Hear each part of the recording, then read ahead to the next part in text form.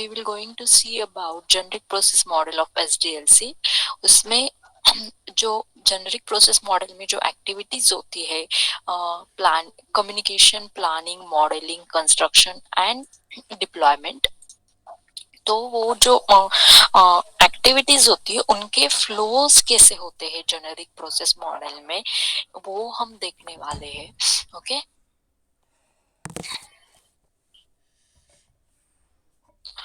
तो ये generic process model का यूज करके हम एसडीएलसी में क्या करते हैं, वो फ्लो किस तरह से होता है, जो एक्टिविटीज है उनका प्रोसेस, वो जो प्रोसेस होती है या एक्टिविटीज होती है उनका फ्लो कैसे होता है, वो हम अभी देखने वाले हैं.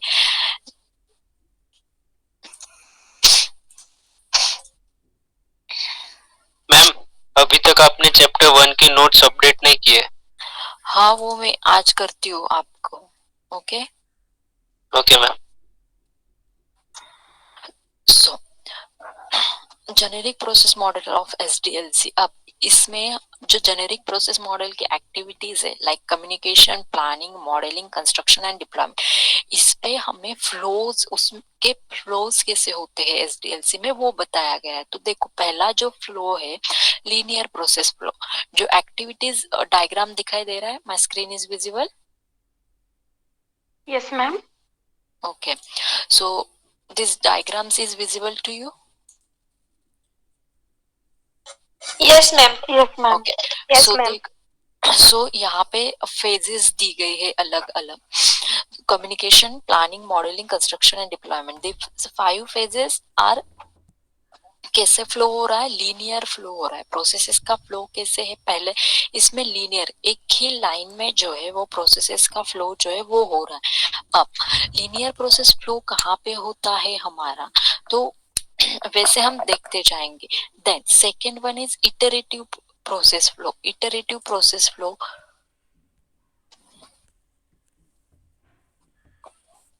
कम्युनिकेशन में इटरेटिव प्रोसेस कैसे हो रहे हैं, इटरेटिव वे में. इटरेटिव मीन्स क्या, इटरेशन मीन्स क्या होता है, it is the repetition of process in order to generate sequence of outcome. Repetition रहता है प्रोसेस का, क्या होता है, रिपीटेशन यहाँ पे होता है.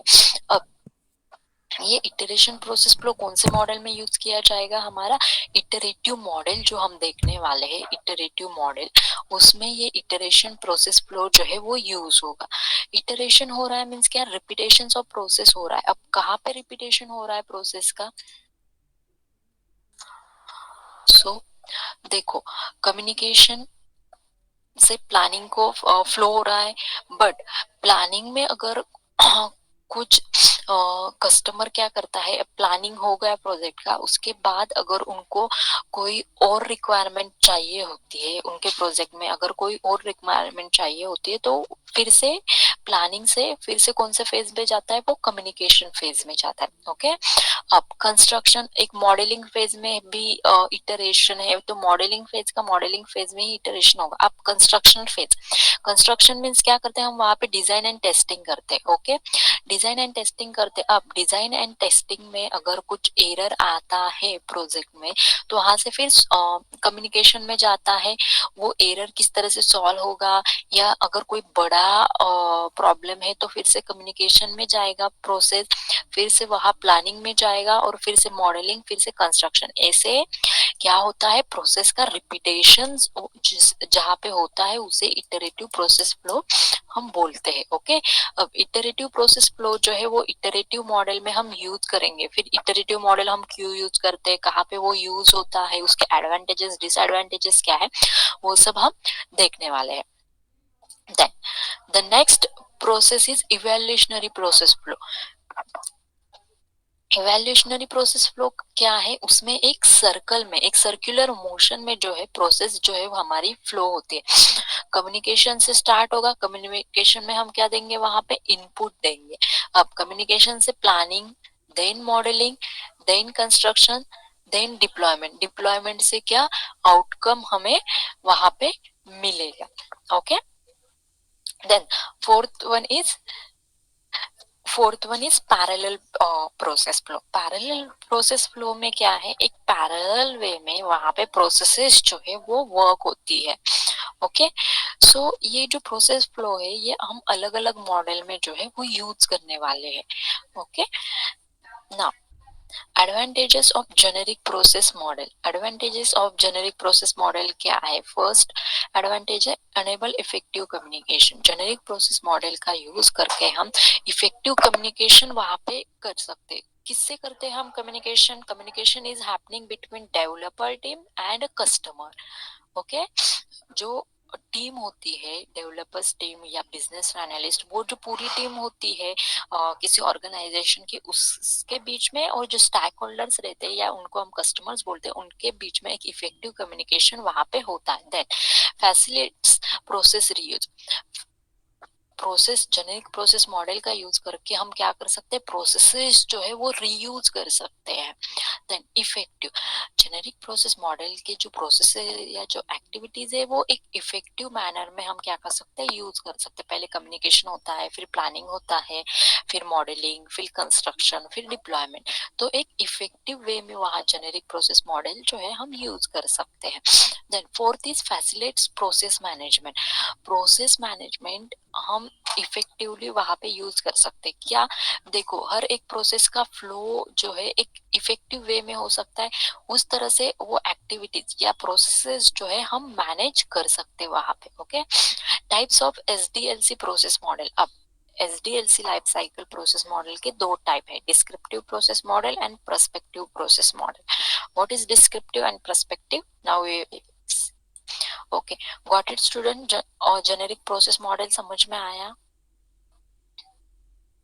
उसके फ्लोज जो है वो समझ में आया आपको, एडवांटेजेस समझ में आया?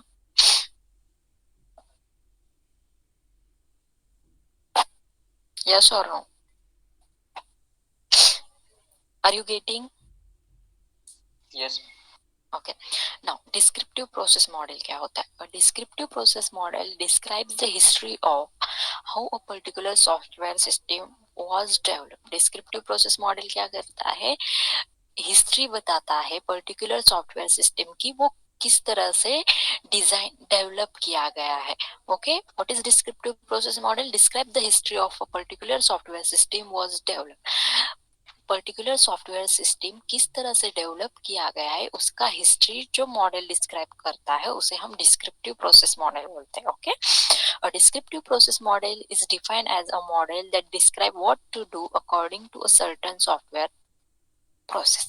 अब डिस्क्रिप्टिव प्रोसेस मॉडल क्या डिस्क्राइब करता है? What to do according to software process. Software process का यूज करके हमें क्या करना है मॉडल में, वो उसे डिस्क्राइब करता है।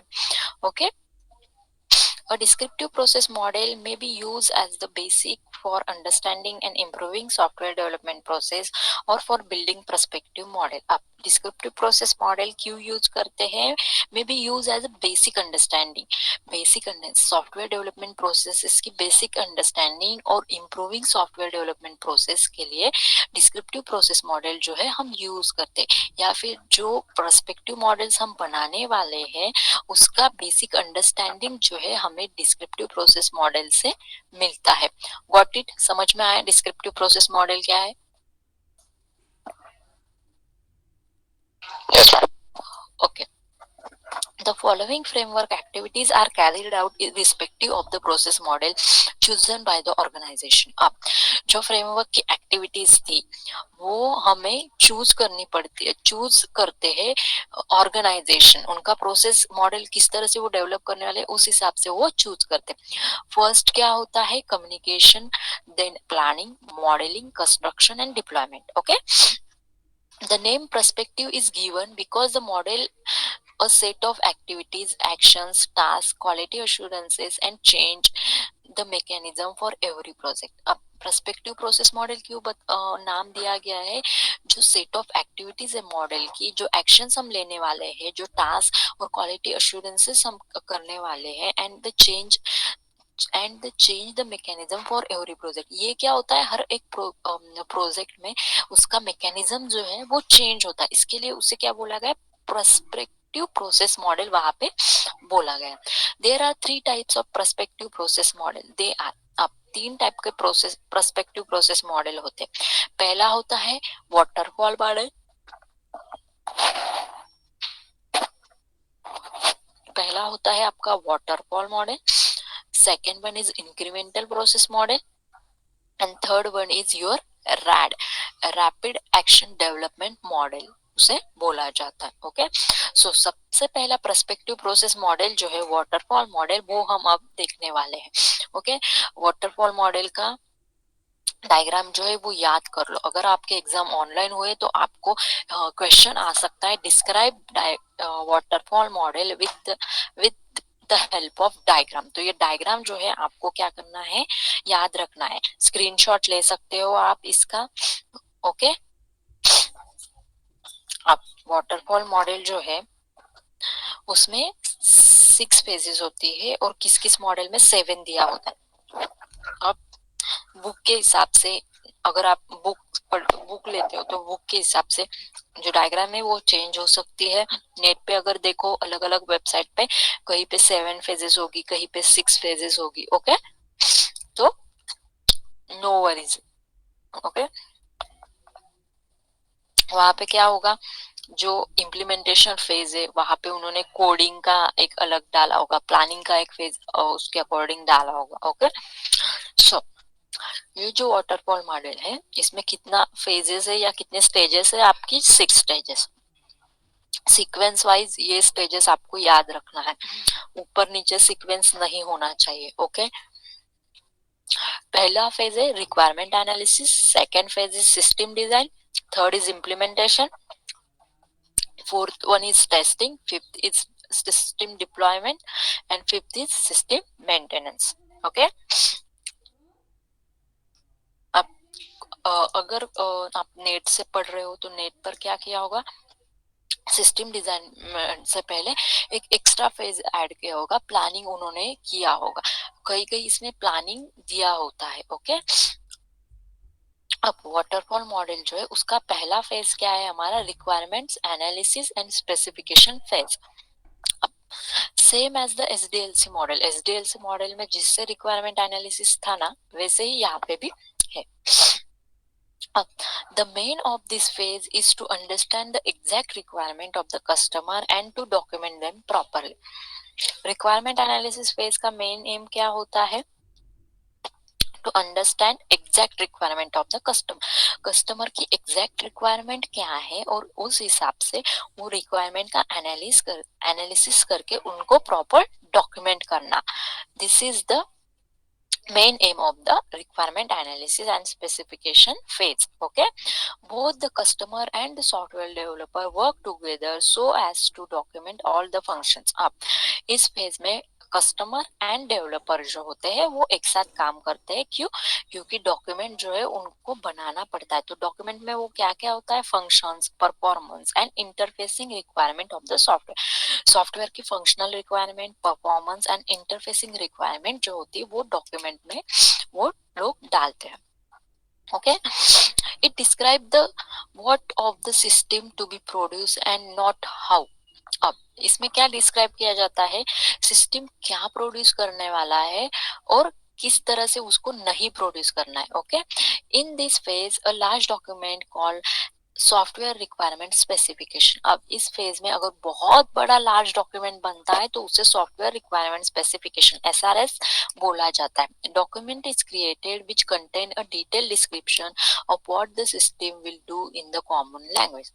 अब ये जो एसआरएस क्रिएट किया जाता है वो एक डिटेल डिस्क्रिप्शन देता है कि सिस्टम क्या करने वाला है इन कॉमन लैंग्वेज, मीन्स हमारे लैंग्वेज में वो हमें बताता है, not in technical language, in our language like English और इंग्लिश लैंग्वेज में वो वहां पे बताया जाता है कि सिस्टम में क्या क्या रहेगा, क्या क्या वो हम बनाने वाले हैं। कस्टमर की जो रिक्वायरमेंट है उस हिसाब से वो डॉक्यूमेंट जो है वो प्रॉपरली बनता है।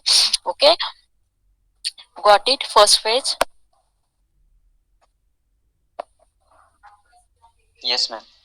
ओके, सो कल मैंने जो डॉक्यूमेंट दिया था, डॉक्यूमेंट दिखाया था, वो ही इस फेज में रहता है ना। Next, Next is design phase.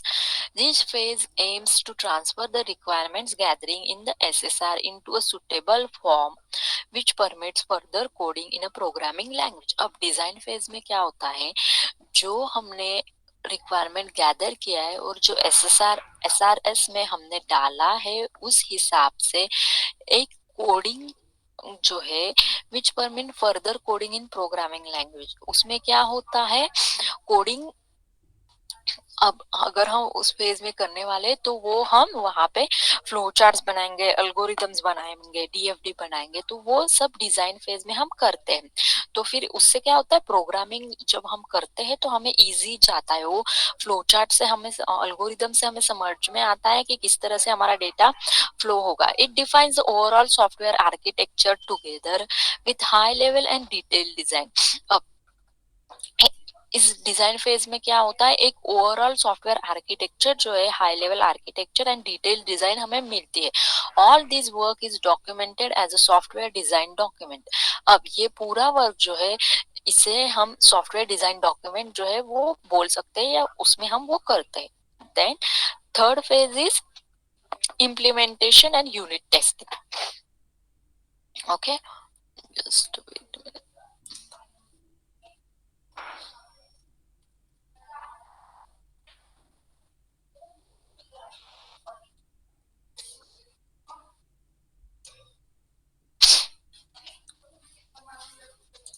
अब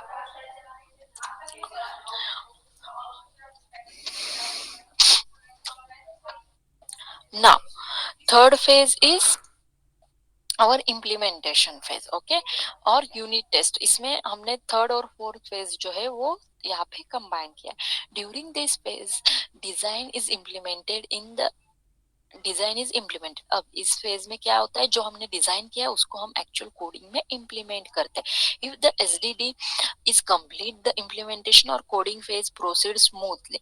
अगर यहाँ पे क्या होता है हमारा एसडीडी कंप्लीट है तो हम क्या करते हैं इम्प्लीमेंटेशन और कोडिंग फेज एक स्मूथ वे में वहां पे क्रिएट कर सकते हैं, because all the information needed bye software developer is contain in the SDD.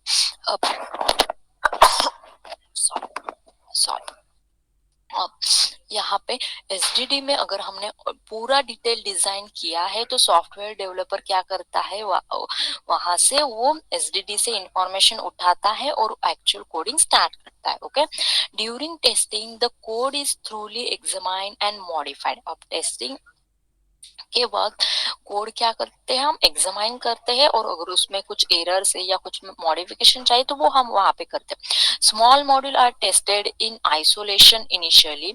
After After that, these modules are tested by writing some overhead code to check the interaction between these models and the flow of intermediate output. अब small module जो होते हैं वो खुद से वहां पे isolation में सिर्फ उन तक ही वो क्या करते हैं इनिशियली टेस्ट करते हैं। उसके बाद अगर उसमें कोई कोड में कोई चेंजेस चाहिए तो वो वैसे डेवलपर को बोलते हैं और उस हिसाब से वहां पे चेंजेस जो होते हैं वो किए जाते हैं। Then integration and system testing, ये हमारा फोर्थ फेज हो जाएगा जहाँ पे एक्चुअल सिस्टम का टेस्टिंग किया जाता है, सिस्टम पे चल रहा है प्रोडक्ट या नहीं। Okay, this phase is highly crucial as the quality of the end product is determined by the effectiveness of the testing carried out. अब इस फेज में क्या किया जाता है, इस फेज में बहुत ही क्रूशियल फेज होता है, क्वालिटी जो है प्रोडक्ट की वो डिटरमाइन किए जाते कि इफेक्टिवली वो सिस्टम पे चलेगा या नहीं चलेगा। Okay, the better output will lead to satisfied customers, lower maintenance cost and accurate results. अब क्या होता है एक बेटर आउटपुट जो है हमें इस फेज से अगर मिलता है तो कस्टमर सेटिस्फाई होगा, मेंटेनेंस कॉस्ट हमारा लो जाएगा, एक्यूरेट रिजल्ट्स हमें मिलेंगे। Okay, unit testing determines the efficiency of individual model. Unit testing में क्या होता है हर एक इंडिविजुअल मॉडल का एफिशिएंसी चेक किया जाता है। However in this phase the model are tested for their interaction with each other and with the system. अब हम क्या करते हैं अगर बड़ा सिस्टम है तो उनको मॉड्यूल्स में डिवाइड करते हैं और एक एक मॉड्यूल वहां पे टेस्ट किया जाता है। अब इस फेज में क्या होता है इंटीग्रेशन एंड सिस्टम टेस्टिंग में हर एक मॉड्यूल को टेस्ट किया जाता है, वो मॉड्यूल एक साथ इंटरेक्शन करते हैं, that interact with the each model interact with each other. If interaction going smoothly और पूरा मॉडल जब हम पूरा सिस्टम जब हम डिप्लॉय करते, अगर टेस्ट करते और टेस्टिंग में वो एक स्मूथ वे से सभी मॉडल्स चल रहे, उनमें इंटरेक्शन हो रही, तो हमारा सिस्टम जो है वो रेडी टू डिप्लॉय होता है वहां पे। Okay, fifth phase is operation and maintenance phase. Okay, means यहाँ पे क्या करते हैं, maintenance is the task perform every user once the software has been delivered to the customer installed and operational. Okay, अब इस फेज में क्या होता है, हम टेस्टिंग के बाद प्रोडक्ट क्या करते हैं, वहां पे डिप्लॉय करते हैं। अब डिप्लॉयमेंट के बाद क्या होता है, उस डिप्लॉयमेंट जाने के बाद, डिप्लॉयमेंट मीन्स क्या, वो प्रोडक्ट जो है, हमारा पूरा सिस्टम जो है वो यूजर को या कस्टमर को दिया जाता है यूज करने के लिए, तो उसे बोलते हैं डिप्लॉयमेंट। उनके इन्वायरमेंट में अगर बैंक का सॉफ्टवेयर है तो बैंक को वो दिया जाएगा, वो वहां पे चलाएंगे उनका software. Okay, maintenance is the task. अब मेंटेनेंस फेज में क्या होता है, मेंटेनेंस फेज में प्रोडक्ट डिलीवर करने के बाद उसे इंस्टॉल किया जाता है, उसके ऑपरेशन ठीक से चल रहे हैं या नहीं वो देखा जाता है, अगर कोई बग आता है तो वो वहीं पे सॉल्व करके उन लोगों को दिया जाता है। उसमें अगर कोई अपडेट है तो वो अपडेट वहां पे दिए जाते हैं। ओके, तो ये हो गया वाटरफॉल मॉडल और उसके फेजेस। समझ में आए? Got it student? Yes. Okay. Any problem? Any doubt in this waterfall model?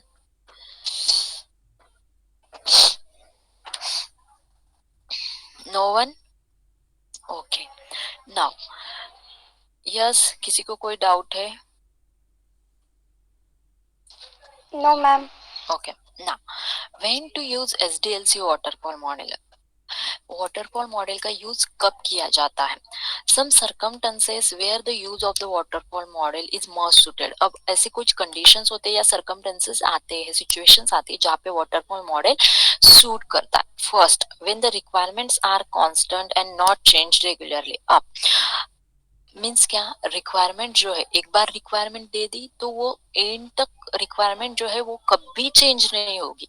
अब एक कस्टमर है, उसको एक सॉफ्टवेयर बनाना है, लाइक हम ले सकते हैं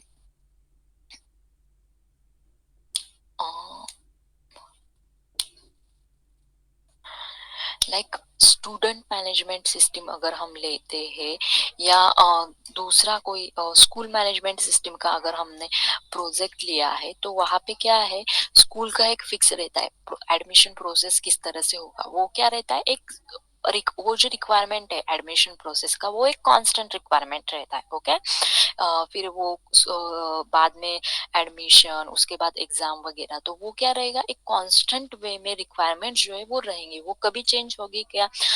एडमिशन प्रोसेस का प्रोसेस कभी चेंज होगा क्या? नहीं होगा, उसके डॉक्यूमेंटेशन फिक्स है, उसका प्रोसेस फिक्स रहेगा, तो ये जो रिक्वायरमेंट है ये फिक्स रहेगी। तो वहां पे हम कौन सा मॉडल यूज कर सकते हैं?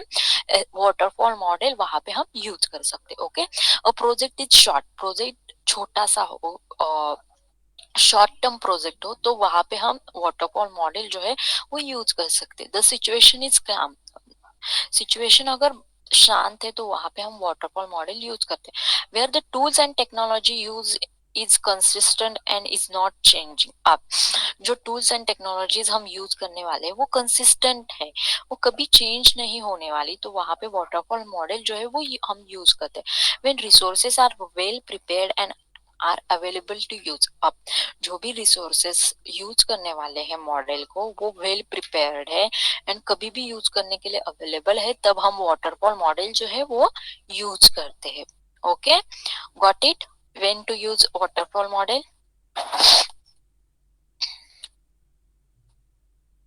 yes or no? Yes, ma'am. Yes, ma'am. Now, advantages of waterfall model. What is the advantages of model? First, this model is simple to implement, also the number of resources that are required for it is minimal. अब ये model जो है implement करने के लिए बहुत easy है और जो resources रखने वाले हैं इस मॉडल को वो कम रहते हैं. The requirements are simple and explicitly declared. जो requirements हमें कस्टमर से आती है वो simple रहती है and explicitly उनको declare कर सकते हैं. They remain unchanged during the entire project development. जो requirements रहती है वो पूरे प्रोजेक्ट डेवलपमेंट में के लाइफ साइकिल में अनचेंज रहती है, मीन्स कांस्टेंट रहती है, वो कभी चेंज नहीं होती. Okay, the start and and points for each phase is fix. अब हर एक फेज मीन्स पहला जो फेज है उसमें स्टार्टिंग पॉइंट उनको पता है, एंडिंग पॉइंट भी हमारा फिक्स है, वो कभी चेंज नहीं होती, which makes it easy to cover progress. अब इससे क्या होता है, स्टार्ट एंड एंड पॉइंट अगर हमारा फिक्स है तो प्रोग्रेस जो होता है प्रोजेक्ट का वो जल्दी जल्दी होता है और हम टाइम में प्रोजेक्ट जो है वो कंप्लीट कर सकते. Okay, the release date for the complete product as well as its final cost can be determined before development. Release date जो होती है पूरा प्रोडक्ट की और कॉस्ट जो होती है वो डेवलपमेंट से पहले वहां पे डिटरमाइन किए जाते हैं. बट अगर वाटरफॉल मॉडल हम यूज नहीं करते या दूसरा कोई मॉडल यूज करते तो वहां पे क्या होता है, रिलीज डेट जो है वो बार बार चेंज होती है, फिर फाइनल कॉस्ट जो है वो एस्टिमेशन जो है उसका बढ़ता जाता है, तो इससे क्या होता है, कंपनी को लॉस होता है. तो क्या करते हैं बहुत सारे लोग की रिक्वायरमेंट एक ही बार में दे देते हैं. Okay, it gives easy to control and clarity for the customer due to strict reporting system. अब ये जो है वाटरफॉल मॉडल जो है ये इजी टू कंट्रोल है एंड एक क्लियरिटी देता है कस्टमर को किस तरह से सिस्टम को आपको रिपोर्टिंग करना है, किस तरह से सिस्टम को हैंडल करना है. These are the advantages of waterfall model. Clear to all? Yes or no? Yes, ma'am. Now, disadvantages of waterfall model. Waterfall model की disadvantages क्या है? In this model, the risk factor is higher, so this model is not suitable for more significant and complex project. अब इस model में risk factor क्या होता है, बहुत ज्यादा हाई होता है. क्यों? क्योंकि अगर कोई बड़ा प्रोजेक्ट है या कॉम्प्लेक्स प्रोजेक्ट है तो उसमें रिक्वायरमेंट्स जो होती है वो चेंज होती है, कभी कभी और रिक्वायरमेंट के हिसाब से प्लान चेंज होता है, थोड़ी बहुत डिजाइन चेंज होती है.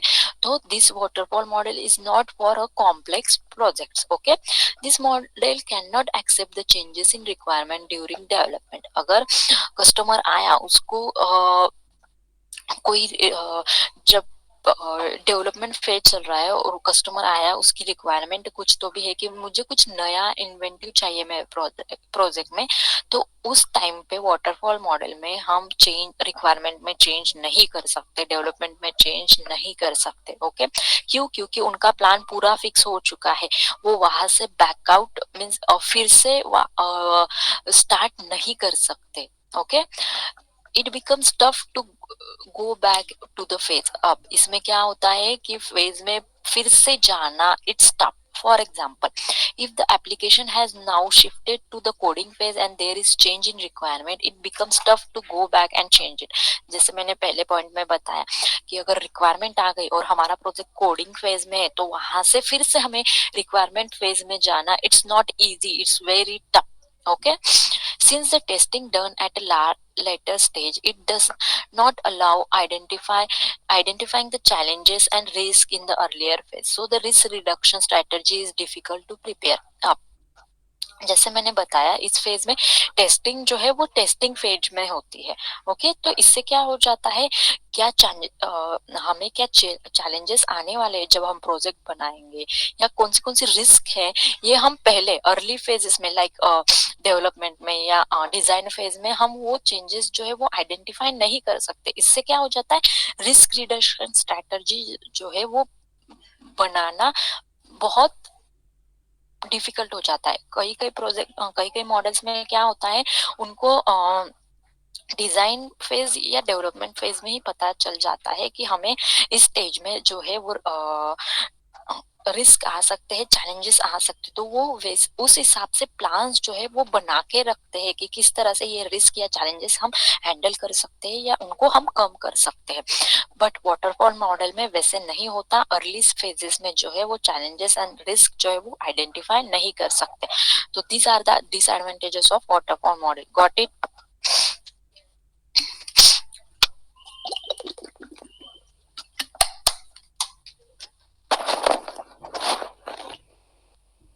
Got it student?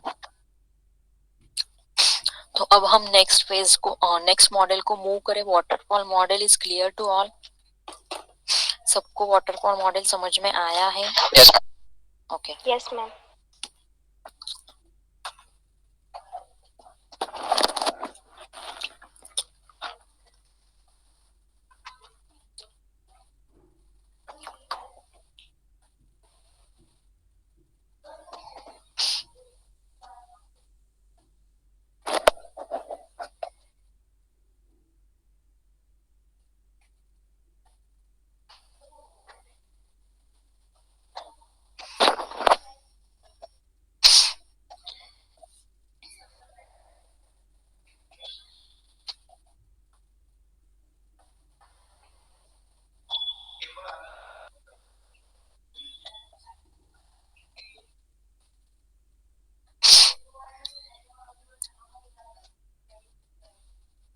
अब वाटरफॉल मॉडल जो होता है एक सीक्वेंशियल वे में, वहां पे फेजेस जो है वो एक्टिविटीज जो है वो वर्क करती है। ओके, नाउ अब हमारा नेक्स्ट मॉडल जो है वो है इटरेटिव मॉडल।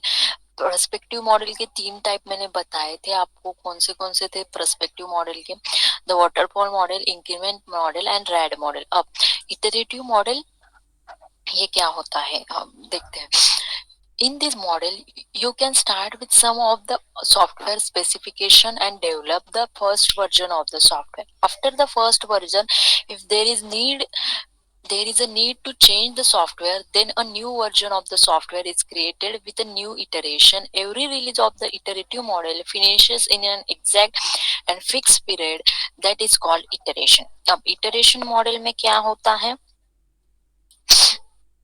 इटरेशन मॉडल में क्या होता है, वर्जन वाइज वहां पे जो है वो सॉफ्टवेयर जो है वो बनाया जाता है। अब फर्स्ट वर्जन हमने बना दिया सॉफ्टवेयर का, अब स्पेसिफिकेशन एंड डेवलप कर दिया फर्स्ट वर्जन का। उसके बाद अगर फर्स्ट वर्जन में कोई चेंजेस है हमें लगने वाले, तो हम क्या करेंगे, उसी वर्जन का उसी सॉफ्टवेयर का सेकेंड वर्जन बनाएंगे और फिर उस सॉफ्टवेयर को एज ए न्यू वर्जन हम क्या कर देंगे, वहां पे बोल देंगे और वो जो है वो दे देंगे। अब न्यू वर्जन करके उसको बोल देंगे, तो इस प्रोसेस को क्या बोलते हैं, इटरेशन बोलते हैं।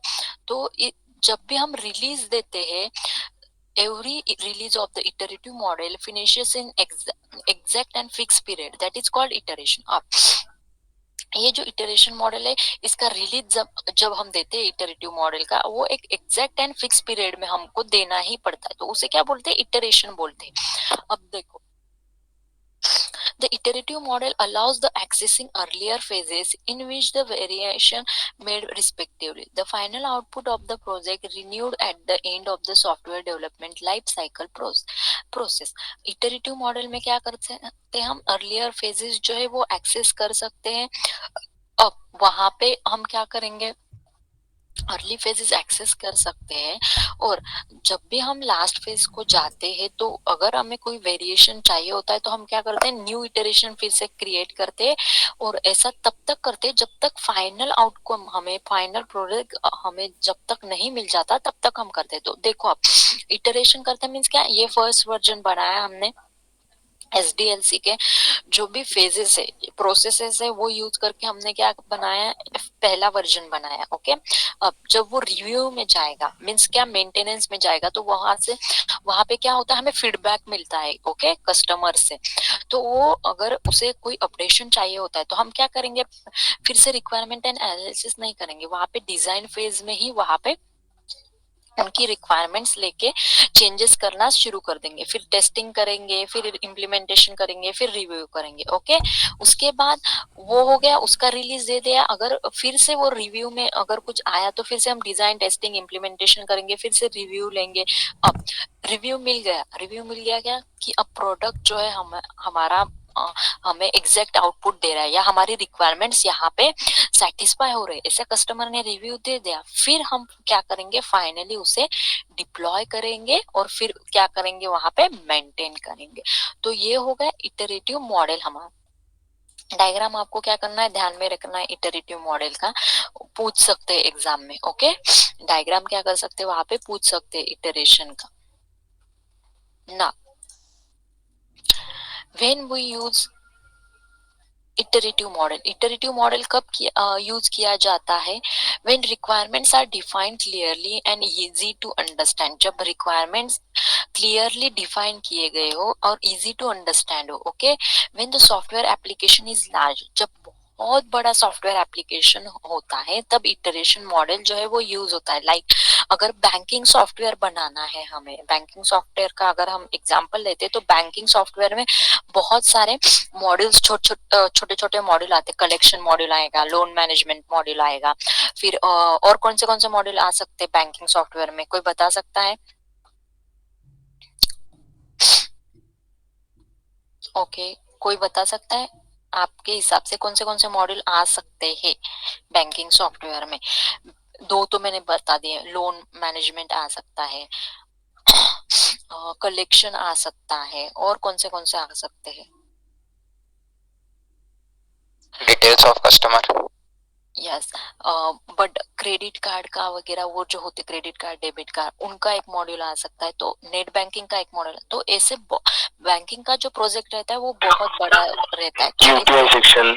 यस, ट्रांजैक्शन का एक इंटरफेस आ सकता है। तो ये क्या होगा, एक बहुत बड़ा लार्ज एप्लीकेशन होगा। Okay, when there is, now next point is when there is requirement of change in future. अब बैंकिंग सॉफ्टवेयर में चेंजेस आ सकते हैं इन फ्यूचर, रिक्वायरमेंट चेंज हो सकती है वहां पे, हो सकती है मैम। हाँ। तो उस वहां पे हम क्या कर सकते हैं, इटरेशन मॉडल जो है वहां पे यूज होता है। क्यों? क्यों सिर्फ बैंकिंग सॉफ्टवेयर नहीं, ऐसे बहुत सारे सॉफ्टवेयर होते हैं जहाँ पे इन फ्यूचर रिक्वायरमेंट्स जो होती है वो चेंज होती है, तो वहां पे इटरेटिव मॉडल जो है हम यूज कर सकते हैं। Okay, got it? Clear? Iterative model clear? Now, advantages of iterative model.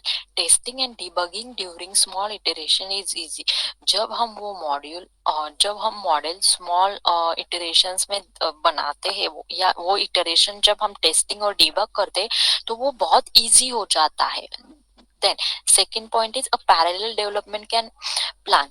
अब अगर हम पहला फेज बना रहे हैं, पहला इटरेशन बना रहे हैं और हमें पता है कि हमें सेकंड इटरेशन भी बनाना है, या रिक्वायरमेंट आई है सेकंड इटरेशन बनाने की, तो हम क्या कर सकते हैं, पैरेलल डेवलपमेंट। वहां पे एक टीम फर्स्ट इटरेशन बना रही है तो सेकंड टीम को वहां पे सेकंड इटरेशन बनाने का वो प्लान कर सकते। तो side by side means parallel, first iteration का भी डेवलपमेंट चल रहा है और सेकंड इटरेशन का भी डेवलपमेंट हमारा साथ ही चल सकता है। Okay, it is easily acceptable to ever changing needs of the project. अब इटरेटिव मॉडल में हमें पता होना चाहिए कि जो नीड्स है प्रोजेक्ट की वो कभी भी चेंज हो सकती, तो हमें उस वे में प्रिपेयर रहना चाहिए। Okay, risk are identified and resolve during iteration. अगर रिस्क कोई आता है तो वो इटरेशन जो हमारे चलते हैं उसी इसमें वो हमें आइडेंटिफाई, रिजॉल्व वहां पे करने पड़ते हैं, आइडेंटिफाई करने पड़ते हैं और रिजॉल्व करने पड़ते हैं। Okay, limited time spent on documentation and extra time on design. अब इटरेटिव मॉडल में बहुत कम टाइम जो है, लिमिटेड टाइम डॉक्यूमेंटेशन को दिया जाता है और जो एक्स्ट्रा टाइम है वो सिस्टम डिजाइन करने के लिए वहां पे दिया जाता है। Now disadvantages of iterative model के डिसएडवांटेजेस क्या है? It is not suitable for smaller product के लिए ये बना ही नहीं। क्यों?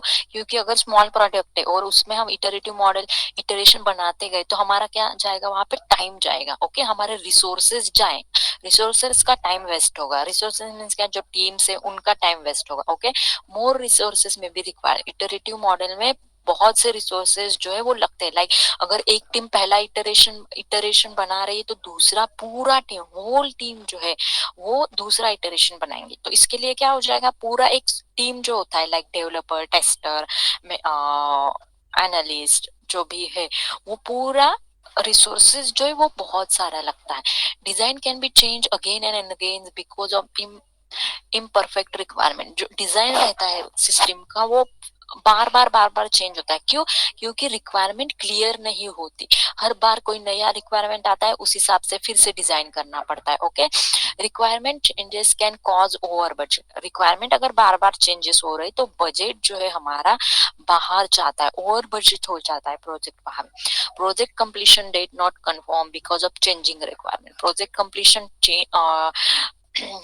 कंप्लीशन जो डेट होता है वो कंफर्म नहीं रहता। क्यों? क्योंकि चेंज रिक्वायरमेंट जो है वो बार बार हमारी चेंज हो रही है, तो इस हिसाब से हमारे प्रोजेक्ट कंप्लीशन का डेट भी जो है वो बढ़ सकता है। Okay, what is student disadvantages? Iterative model समझ में आया? यस और नो? दोनों मॉडल समझ में आए आज के? Yes ma'am. ओके, तो अब आपको जितना समझ में आया है उसके बेसिस पे मुझे एक क्वेश्चन है, मैं आपसे पूछती हूँ, आपको मुझे उसका आंसर जो है वो बताना है। Okay,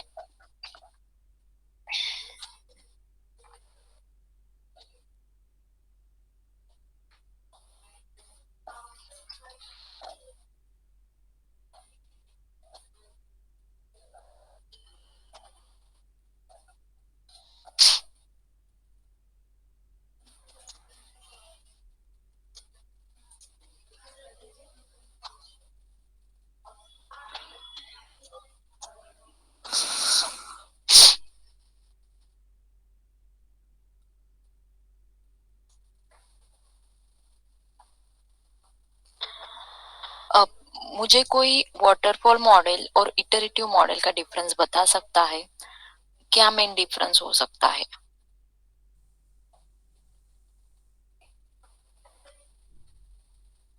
Iterative model used for it.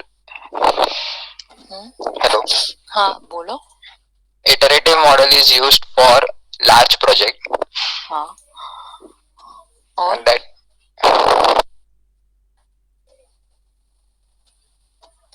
and waterfall model is used for big short project. Okay.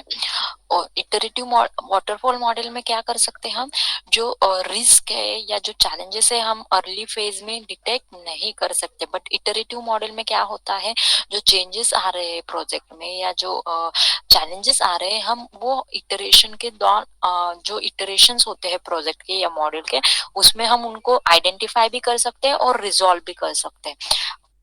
Got it? Clear difference? Yes ma'am. Okay, सबको क्लियर है आज के models, waterfall model and iterative model? अगर आपका एग्जाम ऑफलाइन होता है इस semester का, तो ये एक्सप्लेनेशन को, ये मॉडल्स आपको पूछे जाते हैं 101%, तो हर एक मॉडल आपको ध्यान में रखना है। या नहीं होते तो एमसीक्यूज में आपको पूछा जाएगा कि किस मॉडल का कौन सा फेज कौन सा है। अगर वाटरफॉल मॉडल का चौथा फेज उन्होंने पूछा तो कौन सा है fourth phase of waterfall model? कौन सा है फोर्थ फेज वाटरफॉल मॉडल का? बताओ।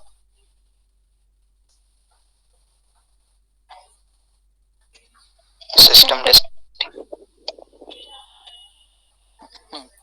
टेस्टिंग, सिस्टम टेस्टिंग आप बोल सकते हो। ओके, तो इस तरह से एमसीक्यूज जो है आपको ऑनलाइन एग्जाम होता है तो पूछे जाएंगे, ऑफलाइन होता है तो पूरा मॉडल ही आपको वहां पे एक्सप्लेन करना पड़ेगा। Okay, got it student? Clear all the points of today's lecture? दोनों मॉडल्स जो है वो क्लियर है आपको? Yes ma'am. Okay, now put your name with your roll numbers into the chat box and mention you are from Akodi और pimply. बाकी के बच्चे क्यों डालते नहीं है? सबको डालना है यहाँ पे। ओके, बाकी बच्चों को लगता है कि हाँ मैम को ही जरूरत है, मैम कर ले। अगर आप यहाँ पे नहीं डालते हो अटेंडेंस, मैं सीधा एब्सेंट मार्क करूंगी आपको।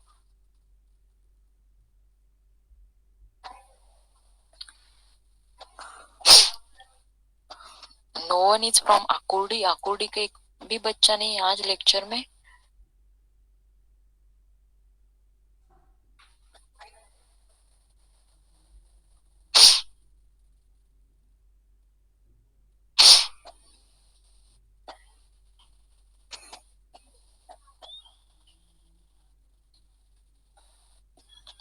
ओके सो बाकी के जो पॉइंट्स है, बाकी के जो मॉडल्स है इस चैप्टर के, वो हम नेक्स्ट लेक्चर में देखेंगे। Okay student, so thank you so much, have a nice day. Now you can leave the meeting and join your next lecture. Thank you so much. Thank you, ma'am. Thank you, ma'am.